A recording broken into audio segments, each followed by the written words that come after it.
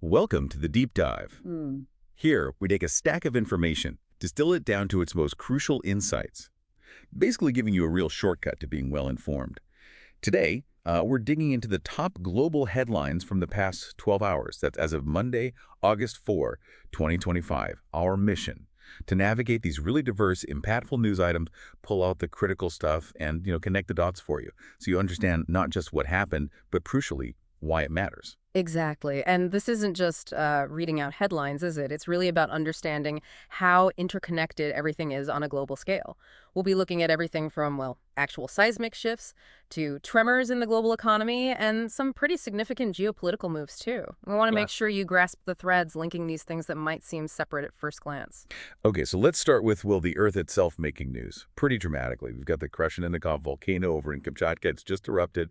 And this is the first time in about 600 years, sending ash, 6 kilometers up? 6 kilometers, yeah. Remarkable height. And what's really striking, as our sources point out, is that this huge eruption came right after a massive earthquake. Right, a magnitude 8.8. That's enormous. It really is. And initially, that quake triggered Pacific tsunami alerts, big ones.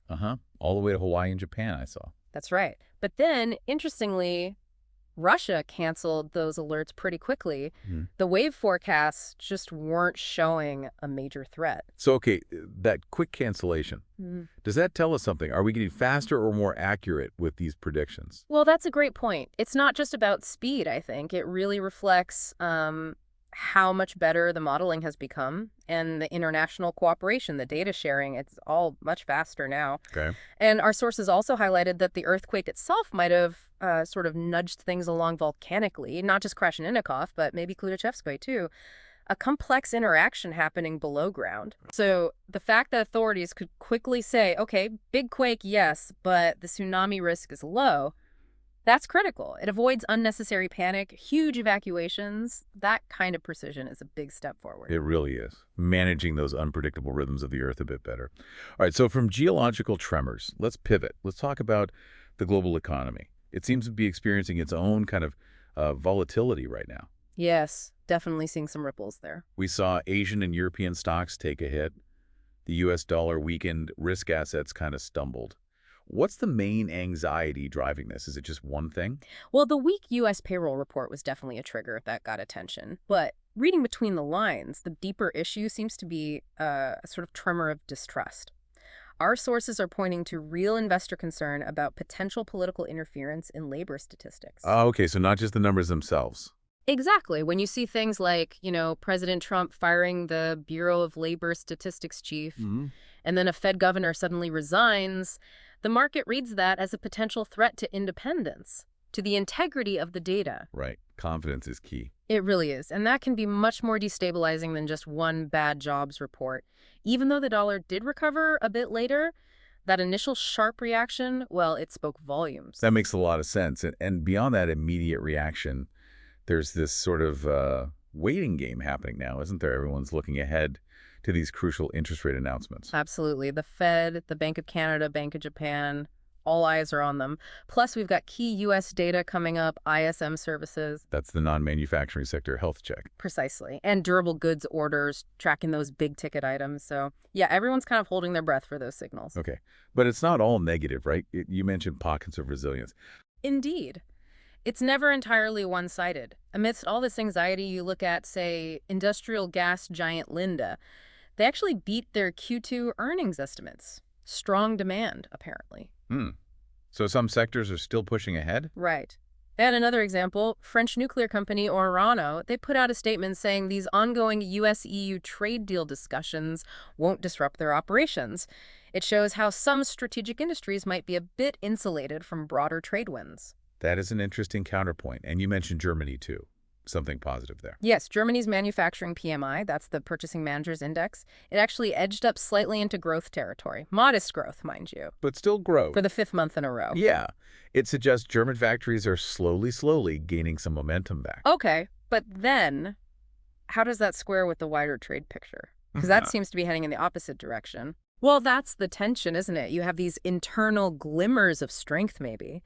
But then externally, President Trump just imposed new tariffs on dozens of nations, specifically calling out India with a 25% tariff, and South Korea, too. Wow. 25% on India. Yeah, that sends another shockwave through global trade sentiment, obviously. So it's this constant interplay, internal economic signals versus external trade pressures. It's definitely a critical dynamic to keep watching. Absolutely. Okay, let's shift gears again. From economic currents now to geopolitical tides. We're seeing some equally significant moves there. International conflicts, policy responses. Slovenia, for instance, has made a pretty substantial decision. Yes, quite significant. A full embargo on arms exports, imports, and transit to Israel. And this is being framed very clearly in the context of the intensifying Gaza conflict and, rising humanitarian concerns globally. What kind of message does a move like that send? Well, it really highlights how these major global conflicts directly drive national policy changes. It reflects Slovenia's stance, obviously, on the humanitarian situation, and it potentially signals, a shift in how some nations, maybe smaller ones particularly, are willing to engage diplomatically or economically with ongoing conflicts. So it forces a consideration of different perspectives. Exactly. It brings those humanitarian concerns right to the forefront of policy. How do you translate concern into action? This is one way, apparently. And then, sticking with conflict, we turn to Ukraine. Russia has claimed capture of Chasiv Yar, a strategic town. After a very long campaign, yes.